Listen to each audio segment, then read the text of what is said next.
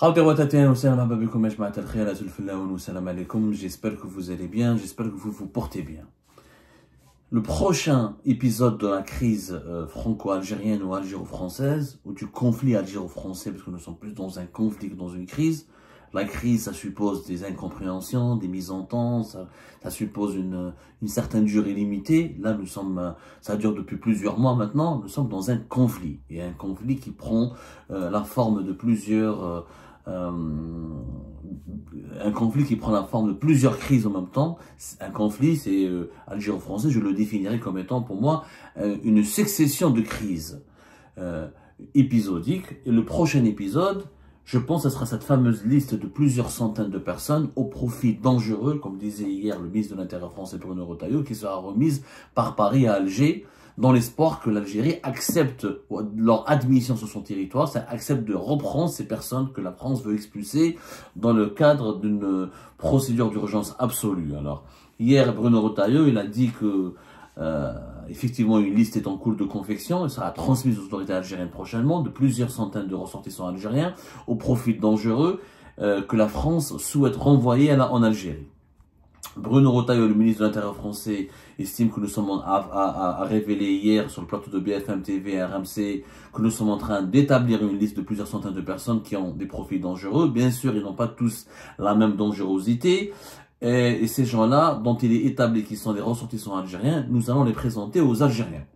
Ces individus présentent un danger parce qu'ils ont commis des troubles à l'ordre public ou parce qu'ils figurent dans notre fichier de radicalisés pour terrorisme. Voilà ce qu'il a dit Bruno Retailleau. Il explique que cette demande, ce sera l'épreuve de vérité qui permettra de voir est-ce que l'Algérie veut absolument, est-ce qu'elle est sincère dans ses relations avec la France, est-ce qu'elle accepte de reprendre ces individus qui menacent la France et sa sécurité et son ordre public. Si l'Algérie refuse, et ben là, Bruno Retailleau parle de riposte graduée, et il parlera de plusieurs, et a évoqué plusieurs sanctions éventuelles. Ça peut aller, comme on l'a expliqué, des sanctions contre les dirigeants algériens et le blocage des cartes de séjour, des titres de séjour, des cartes de résidence de leurs parents en France, ou le refoulement du territoire français quand des dirigeants algériens voudront venir en France, jusqu'au gel et aux enquêtes sur leurs biens et sur leur patrimoine immobilier et financier. Et il est même question de suspendre les activités d'Air Algérie et d'Algérie Ferry, d'un certain nombre de compagnies de trafic, de transport aérien et maritime algériennes sur le territoire français. Donc c'est des mesures extrêmement inquiétantes, radicales et alarmantes, puisqu'elles risquent d'aggraver la dégradation des relations entre l'Algérie et la France. Maintenant, du point de vue algérien, qu'est-ce qui se passe? Parce que la question se pose. Il y a beaucoup de Françaises et de Français qui ne comprennent pas, mais même des Algériens et des Algériens qui ne connaissent pas la vérité sur cette histoire des laissez-passer consulaires ou cette histoire des Algériens, des individus au profil dangereux que la France veut renvoyer en Algérie parce qu'ils sont des ressortissants algériens. Pourquoi l'Algérie ne veut pas reprendre ces Algériens dangereux? Et quel est le motif, quel est l'argument de l'Algérie, des autorités algériennes? Il faut savoir que ce problème est en cours, il a déjà été, à chaque fois qu'il y a une crise algéro-française, ou une crise d'un conflit algéro-français, ou franco-algérien, l'Algérie utilise les autorités algériennes, utilisent les laissez-passer consulaires pour ralentir l'expulsion, des ressortissants algériens. Il faut savoir que 40%, selon les dernières statistiques du ministère français de l'Intérieur, 40% des personnes que la France veut expulser, 40% des ressortissants étrangers qui font l'objet d'une procédure ou d'un processus d'éloignement du territoire français ou d'expulsion, sont des ressortissants algériens. Les Algériens représentent 40% des ressortissants étrangers que la France aujourd'hui en 2025, depuis février 2025, veut expulser et les renvoyer chez eux. 40% de ces ressortissants étrangers sont des Algériens. Malheureusement, il s'agit de personnes, parce que je le dis et je ne cesserai pas de le dire, la France n'expulse pas n'importe qui. Il y a des milliers de sans-papiers en France. Tous les sans-papiers ne sont pas expulsables ou jugés expulsables ou font l'objet d'une procédure d'expulsion. Il y a des sans-papiers qui sont tranquilles, très peu de sans-papiers, sans motif, sans problème, sans faire des agressions, sans vol, sans avoir commis une infraction, très peu, vraiment très peu de sans-papiers font l'objet d'une obligation, pas d'une obligation, attention, on ne parle pas d'une OQTF. Il y a une différence entre OQTF, obligation de quitter le territoire français, qui est une procédure administrative, et d'une procédure d'expulsion. La procédure d'expulsion, c'est quoi? C'est des personnes qui sont arrêtées, interpellées et mis en place et placées plutôt dans un centre de rétention administrative pendant 90 jours, en attendant que leur pays d'origine délivre le laissez-passer consulaire pour autoriser leur expulsion. Les OQTF, il y a des centaines de milliers d'OQTF par an. En France, on estime qu'il y a plus de 100 000 OQTF, presque 200 000 par an. Les OQTF, tu peux ne pas être un migrant en situation irrégulière, tu veux juste renouveler ta carte de séjour, et les Français, l'administration française remarque que tu n'as pas payé des amendes, que tu n'as pas payé tes impôts, que tu n'as pas payé une amende, tu n'as pas remboursé le trésor public, que tu n'as pas payé une facture à l'hôpital, que tu n'as pas payé l'assurance, ou là tu as monté à l'assurance, ou là dans les chômages, ou là tu as bénéficié de façon injuste des minima sociaux, et ben ils te donnent une OQTF. Mais l'OQTF, elle est volontaire. C'est pas une procédure d'expulsion obligatoire. On te dit, voilà, la France te demande de quitter son territoire. Après toi, le migrant, le ressortissant étranger, le résident étranger, il fait des procédures de recours et souvent, dans beaucoup de cas, les étrangers gagnent au niveau des tribunaux administratifs parce qu'il y a beaucoup d'abus et arbitraires et d'abus autoritaires de la part des préfectures en France et qui listent les OQTF comme des petits pains au chocolat. C'est connu, on en a déjà parlé, la presse française, les associations françaises, les partis politiques en France en parlent beaucoup sur le recours exagéré et abusif aux OQTF. Là, les hadous, c'est des listes d'individus expulsables. C'est-à-dire que, ou la justice les a déjà condamnés, ou ils sont déjà dans un centre de rétention administrative, ou ils sont impliqués dans des actes de délinquance et de criminalité. La France, les sans-papiers qui sont tranquilles, ça la dérange pas. Au contraire, ils travaillent, ils font des métiers en tension, les livreurs, chauffeurs, VTC, le BTP, ils contribuent à l'économie française. La France, elle est dérangée par les profils dangereux, comme de certains migrants, de certains ressortissants algériens, qui sont nombreux. L'Algérie ne veut pas les récupérer, pas toujours. Auparavant, avant la crise politique de 2019, il y avait l'Algérie donnait des laissez-passer consulaires. Ça a toujours été entre 40, 50, 60%. L'Algérie n'a jamais donné tous les laissez-passer consulaires. Pourquoi? Parce qu'elle utilise les laissez-passer consulaires et la question de l'immigration comme moyen de pression, comme un outil de pression sur la France à chaque fois qu'il y a un conflit.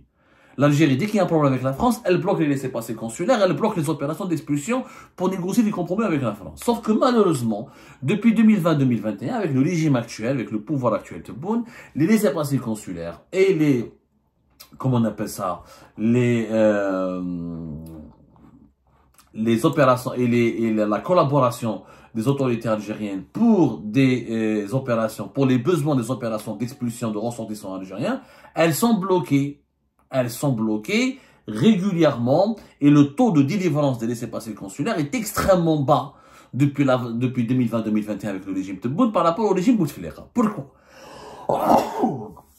Et là, il y a une vérité que malheureusement les autorités algériennes ne veulent pas reconnaître, c'est que, et les autorités françaises aussi n'en parlent pas, c'est que les autorités algériennes actuelles, le pouvoir algérien actuel, utilise un argument politique, enfin, il est considéré comme un argument juridique, mais c'est beaucoup plus un argument politique. C'est pourquoi je vais vous expliquer. En 2024, par exemple, les statistiques, la France a demandé 5000 laissez-passer, elle voulait expulser 5000 Algériennes et Algériens. C'est surtout des hommes, malheureusement, plus que des hommes que des femmes. Heureusement, là, malheureusement, c'est beaucoup plus des hommes que des femmes, voilà. Parce que les femmes algériennes, quand elles immigrent en France, elles font beaucoup moins de problèmes que les hommes algériens. Ça, c'est un constat empirique. 42% de ces 5000 demandes de laissez-passer consulaires ont été satisfaites. 42%. Donc 58 n'ont pas été satisfaites. Pourquoi? Alors que dans les autres pays, l'Algérie n'accepte que 40 à 42% des demandes de laissez-passer consulaires formulées par la France, alors que d'autres pays, le taux moyen, le taux de réponse des laissez-passer consulaires est de l'ordre de 60%. C'est-à-dire que l'Algérie est le pays qui accorde le moins de laissez-passer consulaires à la France, par rapport à la Tunisie, le Maroc, la Géorgie, la Turquie et d'autres pays. Certains pays de l'Afrique subsaharienne comme le Sénégal, le Cameroun, etc. Les autorités algériennes utilisent les laissez-passer consulaires pour négocier avec le pouvoir français, avec l'État français, une condition, un sujet dans un dossier très délicat, qui est quoi? En fait, les autorités algériennes, qu'est-ce qu'elles exigent?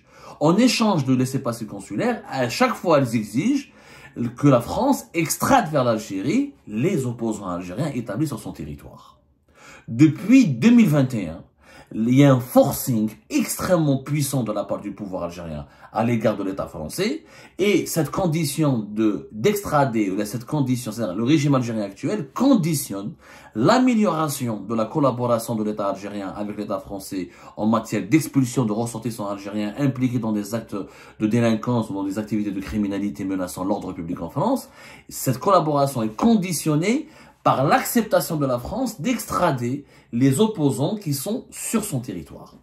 En clair, l'Algérie ne délivre pas des laissez-passer consulaires, ou ne veut pas délivrer des laissez-passer consulaires, ou bloque les laissez-passer consulaires, ou ralentit la délivrance des laissez-passer consulaires, ou elle les délivre au compte-gouttes, parce que la France n'accepte pas de lui remettre les opposants qui sont établis sur son territoire. Les personnalités politiques que l'Algérie ne considère pas comme opposants, elle les considère ou comme des terroristes ou comme des éléments subversifs.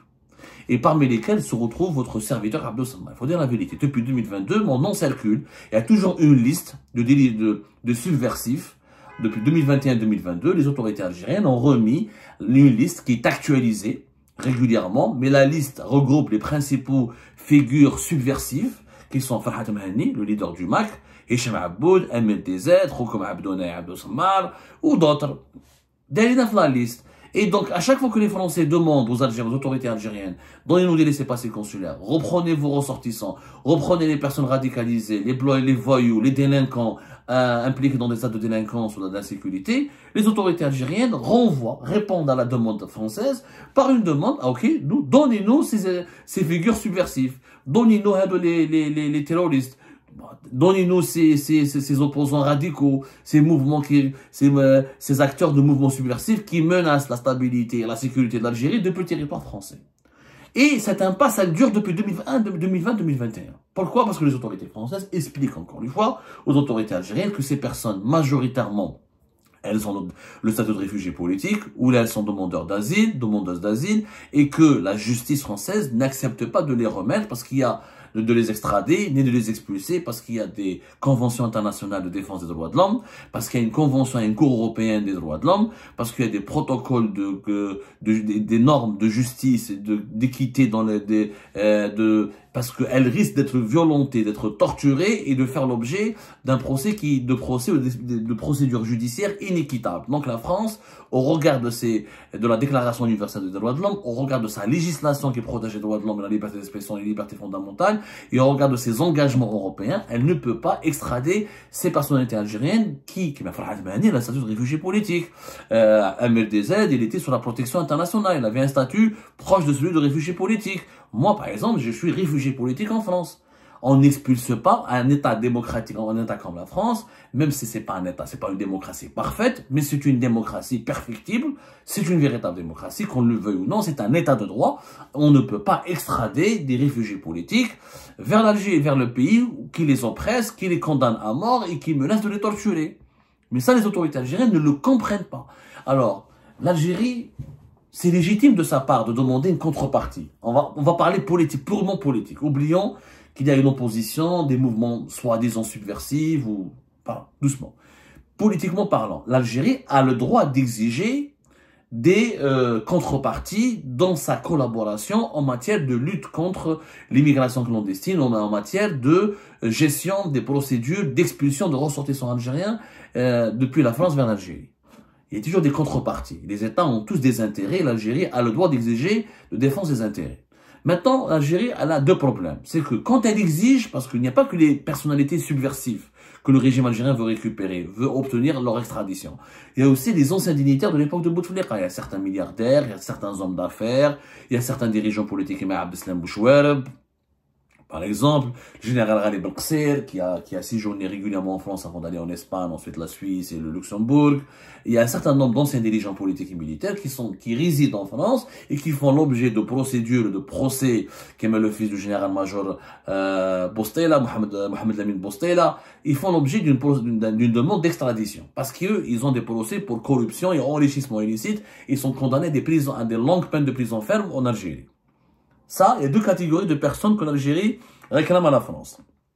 Personnalité économique, personnalités du monde des affaires et des personnalités politiques liées à l'ancien régime de Bouteflika, et les opposants qui sont considérés comme des subversifs ou des terroristes, comme c'est le cas du MAC ou de certains militants de Rachet. Dans le premier cas, c'est négociable. L'Algérie a le droit, par exemple, pourquoi Mohamed Lamine Boustela n'est pas expulsé, etc. Elle a le droit de négocier ou d'exiger. Mais les juges français n'expulsent pas ou n'extradent pas Bouchouer ou Mohamed Lamine Boustela parce qu'ils ont envie de les protéger. Parce que l'Algérie ne fournit pas des garanties solides protégeant leur dignité, leur donnant des procès équitables, leur donnant la possibilité d'avoir un procès équitable, de ne pas torturer et de ne pas être jugés à tort et que leurs droits juridiques et civiques soient respectés. Le problème, c'est que l'Algérie, la justice algérienne n'est pas indépendante.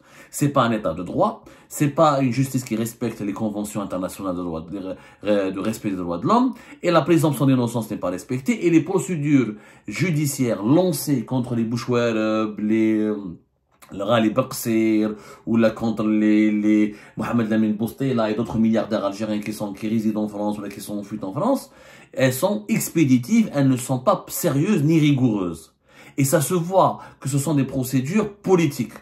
C'est des procédures politiques parce que les milliardaires ou les dirigeants politiques ne sont pas aimés ou là elles sont pas du tout appréciées par Tebboune et son entourage ou là par les dirigeants algériens actuels qui monopolisent le pouvoir au pays. Et ben on a lancé à leur rencontre des procédures judiciaires politisées. Il n'y a pas de preuves de leur enrichissement illicite qui soit bien établi. Les procès ne sont pas respectueux du droit de la présomption d'innocence. Les enquêtes judiciaires de la justice algérienne sont bâclées. Donc les juges français ne veulent pas les extrader parce qu'il n'y a rien de solide. D'ailleurs, au cours de ce mois de mars, il y aura le verdict dans l'affaire Bouchouer, Abdeslam Bouchouer, qui est accusé de corruption d'enrichissement illicite. Ça fait depuis 2024 que la procédure dure et que il y a une cour d'appel d'Aix-en-Provence en France, au sud de la France, qui étudie les demandes d'extradition de l'Algérie. Et la France a du mal à y répondre favorablement parce que les normes de droit en France, c'est le droit. On fait pas de politique. Le droit. Même si c'est le diable. Même le diable, il a le droit à un procès équitable, à ne pas torturer, à ne pas être emprisonné arbitrairement. Il y a le respect de sa présomption d'innocence et sa culpabilité doit être étayée par des preuves. Malheureusement, la justice algérienne, elle n'est pas professionnelle. C'est une justice qui bâcle. C'est une justice qui n'est pas rigoureuse. C'est une justice qui est aux ordres, qui est arbitraire. De l'autre côté, pour les opposants algériens, c'est honteux sur le plan moral. Moi, j'aime pas Farhat Mahani. Il s'est dit, me t'habouche. On n'est pas obligé d'aimer. Oublions le côté humain. Farhat Mahani, me t'habouche. C'est un séparatiste, etc. Mais tu le mets pas sur le même pied d'égalité qu'un voyou. Est-ce que c'est moral de la part de l'État algérien de dire, je ne reprends pas les voyous algériens qui volent, qui agressent, qui dépouillent, qui des fois violent, qui font des cambriolages, je sais pas, parce que vous ne voulez pas me donner Farhat Mahani. Farhat Mahani, c'est un politique. Il a des idées détestables, il a des idées qu'on n'aime pas, et on peut ne pas l'aimer lui du tout, on peut le détester, mais c'est pas qu'un voleur, c'est pas un agresseur, il n'a pas tué, il n'a pas violé, il n'a pas fait de cambriolage. Et quand l'Algérie met sur le même pied d'égalité quelqu'un comme Farhat Mahani, ou la Hicham Aboud, ou la Emir DZ, on peut ne pas les aimer, on peut ne pas apprécier leur travail, ou leurs activités, ou leur prise de parole, ou leurs déclarations. Ce ne sont pas des malfrats, ce ne sont pas des voyous, ce ne sont pas des voyous au sens pénal du terme, pas au sens moral. MLDZ n'est pas un voleur, il n'a pas violé, il n'a pas violenté, il prend pas un couteau en France et il agresse tout le monde pour voler de l'argent. Non. C'est-à-dire mettre sur le même pied d'égalité des délits d'opinion et des activités criminelles et graves qui portent atteinte de fois et des Algériens que la France veut expulser parce qu'ils ont tenté de tuer, des tentatives d'homicide, et des affaires de violence conjugale extrêmement graves, des affaires de cambriolage, encore une fois, de vol avec des armes blanches. Et l'Algérie les met sur les mêmes pieds d'égalité que ses personnalités politiques. Ça peut pas se comprendre. Tu peux pas dire à la France, je ne reprends pas les voyous algériens, les voyous qui sèment le trouble sur votre territoire, tant que vous ne me donnez pas Farhat Mahani, Abdou Sammar, Hicham Aboud, la MRDZ. C'est pas possible, c'est immoral. Parce que nous, on fait quoi? Moi, par exemple, je suis journaliste. Alors moi, je suis journaliste condamné à mort. Donc je suis condamné à mort. Comment voulez-vous que la France expulse quelqu'un qui est condamné à mort? C'est interdit par toutes les conventions européennes et internationales. Et je suis réfugié politique. Celui qui a Farhat Mahani, il est réfugié politique. Pourquoi il est réfugié politique? Parce qu'il a été persécuté à cause de son opinion politique. Son opinion, elle n'est pas honorable, elle n'est pas noble, elle est controversée. Mais on n'a pas le droit de persécuter quelqu'un pour une opinion. Est-ce que Farhat Mahani a pris les armes? Est-ce qu'il a appelé à faire des attentats? Est-ce qu'il a demandé est-ce qu'on brûle la Kabylie? Est-ce qu'il a demandé est-ce que la Kabylie se révolte militairement? Est-ce qu'il a appelé au terrorisme? Non. Donc la France ne peut pas l'extrader.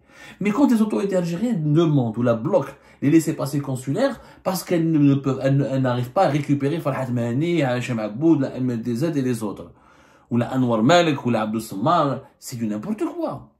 C'est immoral quand un État personnalise les problèmes de la sorte et quand un État met sur le même pied d'égalité ou inclut dans des affaires de criminalité, de délinquance, des individus qui mènent des activités politiques uniquement et pas d'autres, c'est immoral. Aucun État occidental, aucun État démocratique, aucun État moderne ne va remettre à un autre pays des personnalités qui sont uniquement recherchées pour leurs activités politiques et leurs délits d'opinion. Et aucun pays ne voudra négocier à ce qu'il puisse, en contrepartie de l'admission sur le territoire algérien de voyous et de délinquants impliqués dans des activités criminelles, une contrepartie qui est liée à des personnalités politiques qui ont une certaine autorité et qui ont le statut de réfugié politique. Personne ne peut offrir un réfugié politique sur un plateau d'argent ou la Hagda à l'État algérien. C'est pas possible. C'est pas possible, ça ne se fait pas. Parce que la politique a des intérêts, mais aussi une morale, il y a une éthique. Il y a une éthique, les pays, ils ont un honneur, ils ont une crédibilité, ils ont une intégrité morale. Quel honneur va rester à la France et la France accepte d'extrader Farhat Mahani, MLDZ, Hichem Aboud, Abdou Sammar et les autres? C'est un pays qui n'aura pas d'honneur. Pour se débarrasser de voyous, pour se débarrasser de quelques criminels, on demande, on fait du troc. Donnez-nous les opposants, on va reprendre les voyous et les criminels. C'est pas possible, les États n'ont pas, les États qui font ça, c'est des États qui n'ont pas d'honneur, qui n'ont pas de dignité. Un État, il a une dignité. Il y a des procédures judiciaires. Tu me dis que, par exemple, que Hichem Aboud, la MLDZ sont des criminels dangereux. Venez en France, déposez plainte contre eux, il y a une justice indépendante, apportez vos preuves, s'ils sont réellement impliqués dans des activités dangereuses qui menacent la sécurité ou l'ordre public en Algérie, ils seront condamnés. Les juges français n'ont pas d'affinité avec Hichem Aboud, avec MLDZ ou avec Farhat Mahani, ni des affinités avec moi. Moi, j'ai eu des procès en France, j'ai gagné la majorité de mes procès, j'en ai perdu quelques-uns, je suis en train de faire appel, etc. C'est ça la justice, il n'y a pas d'affinité. Les juges en France, la justice française, elle a condamné Sarkozy, Nicolas Sarkozy, elle a enquêté sur François Fillon, sur Jacques Chirac, des anciens présidents de la République, des ministres, des premiers ministres, elle les a pas épargnés. Vous voulez que la justice française va épargner Abdou Sammar ou la Hichem Aboud ou la MLDZ ou la Farhat Mahani ou la Anwar Malik? Pas du tout. La justice française, elle demande des procédures légales, des preuves irréfutables, des instructions judiciaires sérieuses, des preuves de culpabilité, et qu'on respecte la présomption d'innocence, qu'on ne torture pas, qu'on violente pas, qu'on respecte les droits de l'homme. C'est tout. Qu'une justice moderne, une justice sérieuse, une justice humaniste, une justice qui est en quête de vérité. Mais si une justice qui est aux ordres politiques, pour l'arbitraire, pour la vengeance, là, les juges français ne marcheront pas dans cette combine. Et ça, j'ai l'impression que les dirigeants algériens n'arrivent pas à le comprendre. La France ne pourra pas céder, même si demain Bruno Retailleau veut donner MLDZ de la Hichem Aboud, il ne peut pas. Parce que la justice va le bloquer. Les dirigeants politiques en France ne décident pas de tout. Il y a le principe de l'indépendance du pouvoir judiciaire. La séparation du pouvoir est un acte, est un fait en France, un fait sérieux. Ni Bruno Retailleau, ni Emmanuel Macron, ni aucun dirigeant politique français ne peut décider d'extrader un réfugié politique ou un activiste politique. Il y a des procédures. Il y a la Cour européenne des droits de l'homme, il y a la Cour européenne de justice. C'est des procédures compliquées, c'est des procédures qui peuvent durer plus de 3 ans et qui va pas aboutir. Parce que le droit européen, le droit français et le droit international interdit est-ce qu'on remette, est-ce qu'on expulse, est-ce qu'on extrade un être humain qui risque d'être oppressé, d'être persécuté, d'être condamné à mort, torturé et sans bénéficier d'un procès équitable dans son pays d'origine. Moi, je pense que le régime algérien n'a rien à gagner à continuer à faire du chantage à la France à travers la question des laissez-passer consulaires. Franchement. Maintenant, sur la question des hommes d'affaires et des personnalités politiques de l'ancien régime de Bouteflika, il faut que la justice algérienne améliore ses procédures, recueille les véritables preuves, et là oui, je suis d'accord que l'Algérie a le droit de mettre des pressions sur la France pour récupérer les biens ou les personnalités politiques et certains hommes d'affaires qui ont impliqué dans des affaires de corruption. Mais il faut des preuves, il faut des procédures, il faut que ça soit légal, il faut que ça soit fait dans les règles du droit.